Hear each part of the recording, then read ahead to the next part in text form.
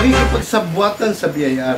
Ito po ay isa pang issue dito na kanilang ibinabato dito kay ABS-CBN. Pero, ayon naman sa mga taga-BIR, abay, lahat ay o bayad sa lahat ng assessment ng BIR ang ABS-CBN. Wala daw silang problema. Pero alam po ninyo, ito pong compromise agreement, no? Matagal na racket yan dyan sa BIR eh. Matagal na ang racket na yan sa BIR. Yung isa kong kaibigan, ang kanyang asawa ay accountant ng isang kumpanya. Kapag nagbayad ng tama ang kumpanya ng kanyang asawa, galit yung mga taga-BIR. Ayaw tanggapin.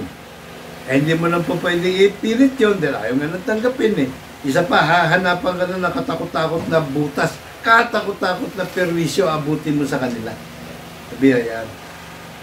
Bakit? Syempre, mas gusto nila, magbayad ka muna ng kaunti, tapos i-assist ka nila, at yung assessment na bibigay nila sa iyo, hahatiin yun. Hatiin. Halimbawa, 100 million o 50 million na lang ang bayaran mo.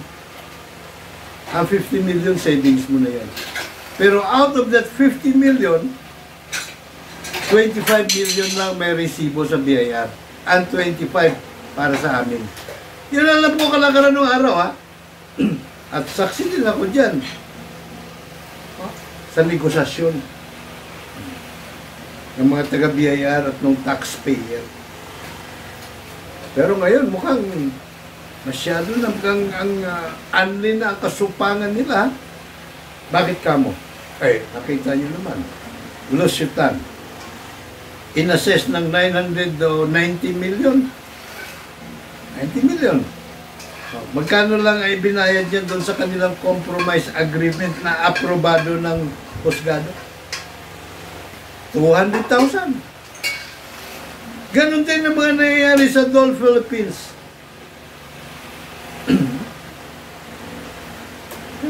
Malaki assessment 80 billion pesos.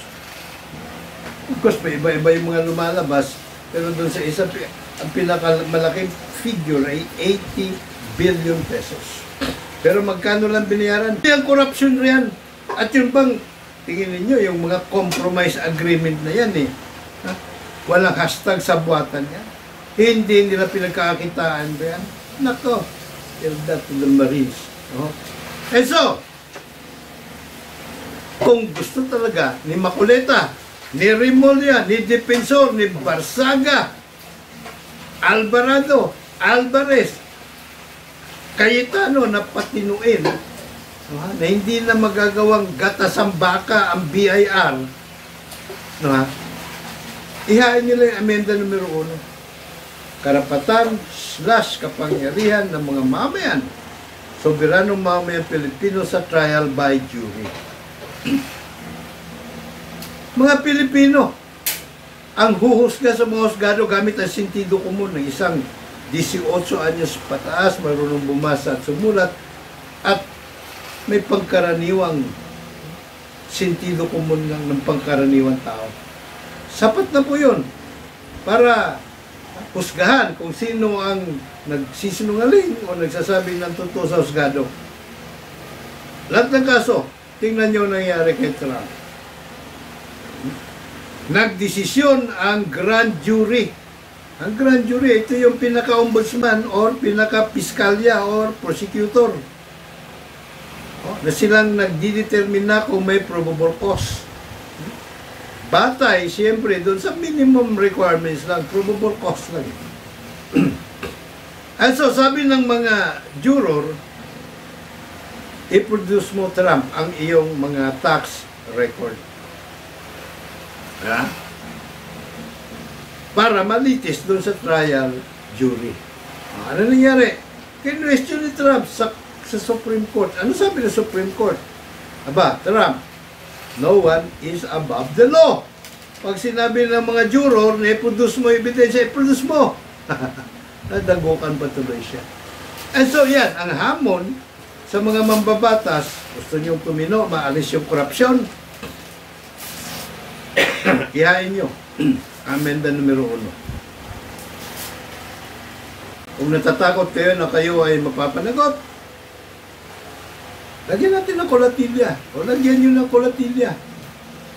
Na kapag ang isang politiko, no, past, present, no, and yung mga comebacking, no, ay magsoli sa gobyerno, sa kaban ng bayan, ng kanyang ninakaw, kahit kalahati lang nun. Libre na siya, no questions asked, at wala na siyang poproblemahin, sasampahan pa siya ng kaso. Para everybody happy. Kayo, sa ninakaw nyo, dahil nagpagod din naman kayo dyan, ha? At takot-takot din naman na pawisan. Pawisan ba kayo pag nanakaw? Parang hindi naman, eh. No, ha? O, kinabahan siguro. Pwede, no, ha? So, puhunan nyo kabalang. O, ngayon, pag nagsoli kayo, meron na kayong savings, may nasubi na kayo, yayaman pa ng bigla ang pamahalaan ng ating bayang Mag-ilaw. May panggastos sa iyo, tayo sa COVID-19. Di ba? O so yan, kolatilya. Violation of labor laws. Yung din, isa sa mga binabato sa ABS-CBN. Matay ka muna. Alam nyo, kung hindi ako nagkakamali, merong 6 na kaso na lang. 6 na kaso na lang nakabinbin pa ngayon sa kataas-taas sa hukuman. At yan ay inabot na ng 18 anyos doon. Nangingitlog na. 3 doon, if my memory serves me right, yung 3 doon, nanalo ang ABS-CBN, inakyat ng mga empleyado. Yung 3 naman doon, nanalo yung empleyado, inakyat sa kataas-taas sa hukuman ng ABS-CBN. So, it's a tie. So, 5 empleyado ang involved doon. Yung may kasalanan, purong-puro ng ABS-CBN? Hindi. Ha? Nagkakaarimuhan po riyan. Umpisa pa lang doon sa National Labor o sa arbiter pa lang. Hanggang sa mapunta sa komisyon. Hanggang sa mapunta sa Court of Appeals, hanggang sa Korte Suprema. Kasalanan ba ng ABS-CBN? Ipagpalagay na sila ay nagbayad ng mga parking fee. May uso naman yan eh. Aba? O judge, patulugin mo muna dyan. O, itong aking monthly boundary para sa parking fee. Hindi purong-purong kasalanan ng ABS-CBN. Kasalanan ng sistema ng Justice Trial by Palakasan. Hindi po ba? May hashtag sa buhatan. Hindi ko naman sinasabi. Hindi ko sigurado kung nakipagsabuatan ng ABS-CBN. O hindi. At any rate, again, kung gusto nitong ating mga mambubutas na patinuin ang hudikatura, ang sistema ng hukuman na trial by palakasan ay palitan na ng hukuman trial by jury. Again, mga mamayan sa ilalim, yan ang esensya at puso ng demokrasya, by the way. Trial by jury of the people, by the people, for the people. Yan ang hustisya ng simulat sa pool ng Amerika na minana nila sa Inglaterra. Yan din ang minana na sistema ng mga Hong Kongers. Kaya nakikipaglaban sila ng kahit sabunutan eh. Patayan. Ayaw nila mawala sa kanila yan. Pero eventually, nawala din sa kanila. Napaikutan ng China. Yung kanilang national security law, na panlulupig ang talagang layunin. Katulad din ng terror law na ipinasa kamakailan lang. Talagang inihabol yun para preparasyon. Para sa akin, sa aking personal na pagtaya, opinion, yun ay preparasyon para hindi makaangal ang tao sa pagbasura ng prangkesa ng ABS-CBN at yung mga kurakutan na ngayon ay malinaw na naglalabasan sa COVID-19. But that's another story. So yan po, pag labor laws, may batas naman eh. Kaso nga lang, dispalingado ngayong ating sistema ng hustisya. Kaya dapat pinupukpok nito, no ha, ay yung mga kongresista din mismo, sila din mga mambabatas. Alam naman nilang ang maxim, di ba? Justice delayed is justice denied. Matagal ko nang kinakalampag ang mga to Pati yung mga senador, matagal ko na rin kinakalampag na ihain ng amenda numero 1. Doon na lang ang bukod tanging solusyon sa korupsyon. Ang kaso, pag inihain nila ito, para na rin nilang pinirma ng kanilang death certificate. Kaya nakasimple yun. Kaya ayaw na ayaw nila na ito. Ayaw na ayaw nila ang ipairal sa bansa ang trial by jury, which is the essence and the heart of democracy. Kaya nakasimple yun. PDRs. Aba, ang regulator dito ay ang SEC. At sinabi ng SEC, normal naman at legal yung mga PDRs nila ng ABS-CBN. So, anong problema nyo? Ha? Anong problema nyo? Makulit lang talaga si Makuleta Black box. Sino ba regulator dito? NTC. Ano sinasabi ng NTC? Okay naman Kaya sa buwisit nila sa NTC, ayun, pinagbabantaan nila idemanda ang mga opisyal ng NTC. Napahinuod na nga nila na bigyan ng cease and desist order Pati ba naman dito sa, ay nako, black box na issue. Yung Big Deepers, tax avoidance, nabanggit na natin kanina. Ownership ng Channel 43. Ano ba naman ang pakialam nila? Kung ang ABS-CBN ay binili ang lahat ng block time hours, actually di man lahat, 21 hours lang binili nila. Now, kung nakikita nila na medyo dispalingado ito, kasi in effect, nagkaroon ng ABS-CBN ng dalawang channel, isa lang pinapayagan Diba? So, again, anong pwede lang gawin? Gumawa ng kaukulang batas at ipagbawal ang ganong sitwasyon. So, ang pupukpukin dito, sila pa rin, mga kongresista pa rin, mga mambabatas pa rin. Sila ang natutulog sa pansitan Diba? Ownership of the land na kinatitirikan ng ABS-CBN. Ilan daw yun? 44,000 square meters. So, mga apat na hektarya. Higit, no ha? Halos 4 na hektarya at kalahati. Ano ba ang batas na umiiral diyan? Ako, naniniwala ko na malamang minagic yan nung araw ganun kasi. Noong ang gobyerno ng Amerika ay bumili ng lupain doon sa Vatican dahil nakita nila na walang mga lupain ang mga apo nila Lapu-Lapu. Ito ba? So sabi nila, ito ay magiging mitsan ang kaguluhan, rebellion dito sa bansa.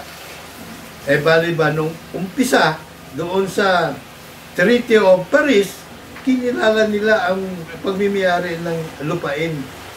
Kung napatituluhan nyo na, di sige. I-regulate lang nila ang lawak na pwedeng magmimiyari ang isang Pilipino at isang Amerikano. And so, ano po ang nakasaad sa batas? Ito pong Office of the Solicitor General, ang kailangan lumabas sa kanyang hawlan na air condition at tingnan yung mga nagmimiyari ng lupain o nakaposisyon sa lupain. Kapag hindi titulado ang lupa, ang unang merong karapatan na bumili ay yung nakaposisyon. Pero siyempre, subject to the limitation set by the law. Ilang hektarya ba? Nung araw, ang limitasyon ay 24 hectares. 24 hectares sa individual. Sa mga korporasyon naman, siyempre, mas malawak ang lupain na pwede nilang bilhin. At ang bilihan riyan, ang down payment nung araw 5 piso lang 5 piso. Hindi nuhulog-hulugan mo sa loob ng 10 taon. Yung lupain na pinoposisyonan mo. Ngayon, sa loob ng 3 taon, at nakita ng gobyerno, in particular yung Solicitor General, na hindi mo naman napagyaman, pwedeng bawiin sa iyo. At yung ibibigay lang sa iyo, yung na-improve mo, o yung pinagyaman mo, yung binungkal mo. Pero hindi lahat ay ibibigay sa iyo. Yan po patakaran. So po, pwedeng gawin dito ni Kalida, at saka isa pang obligasyon ni Kalida, yung mga land grabber, yung mga lupain na ni-land grab, na mga buwakang land grabber, naku, dami niyan, mga politiko di karamihan. Bawiin niya. Yung mga illegally acquired, bawiin niya.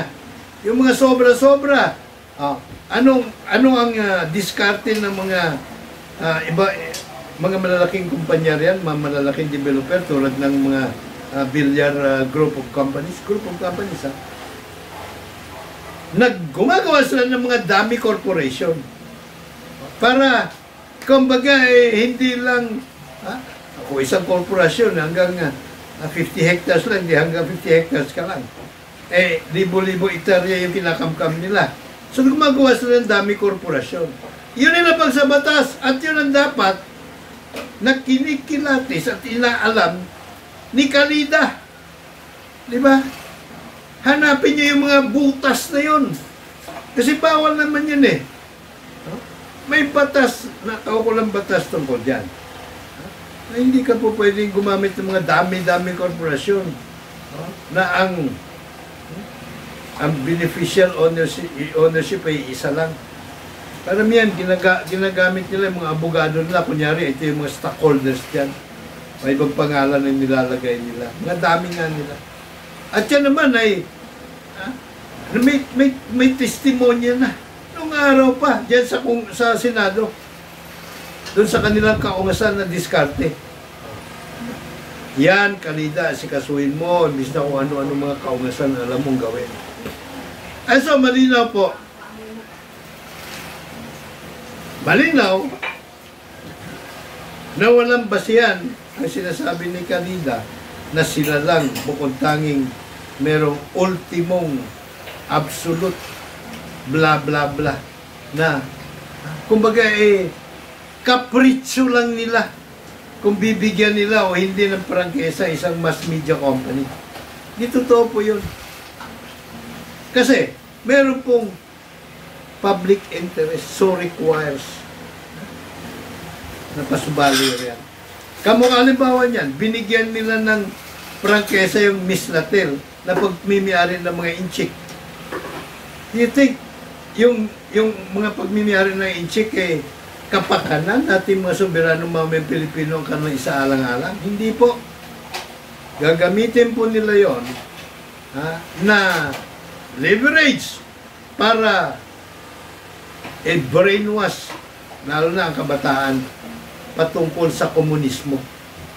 Tingnan niyo yung programa nila riyan sa Radyo ng Bayan. Iyan po ang hindi para sa interes ng mga soberano mga Pilipino. Yan po ang dapat na dinadagukan nyo. Ang prangkesa ng Radyo ng Bayan at yung kanilang TV network. Yan yung dapat na pinaproject nyo. Huwag yung ABS. Alala uli, kayo po ay mga kinatawan ng mga mamayan. Hindi ho kayo mga kinawatan. Kinatawan. Lumugar kayo. Katawanin nyo sila. 75% ng mga Pilipino gustong magkaprangkesa sa ABS-CBN at wala naman kayo napatunayan. Lahat ng mga akusasyon nyo, semplang. Tapos sabihin nyo, kapritsyon nyo lang ang maghahari, mananaig. Lumugar kayo. Interest, kapakanan ng mga soberanong mamayang Pilipino ang dapat yung isinasaalang. Huwag ang interest ng mga buwakang komunista. Ayun, gigirahin na nga sila ng United States of America dahil sa pinagagawa ng pambubuli sa atin sa South China Sea. At isa pa, dapat gumawa kayo ng batas para singilin ang mga komunistang China doon sa kanilang perwisyo na ginawa sa pamamagitan ng Chinese Communist Party coronavirus. Yan dapat din natin pa. Hanggang sa muli, ako pa rin po inyo lagi nakanda maglingkod at kilatis na galing po lamang. God bless us all. God bless all of you.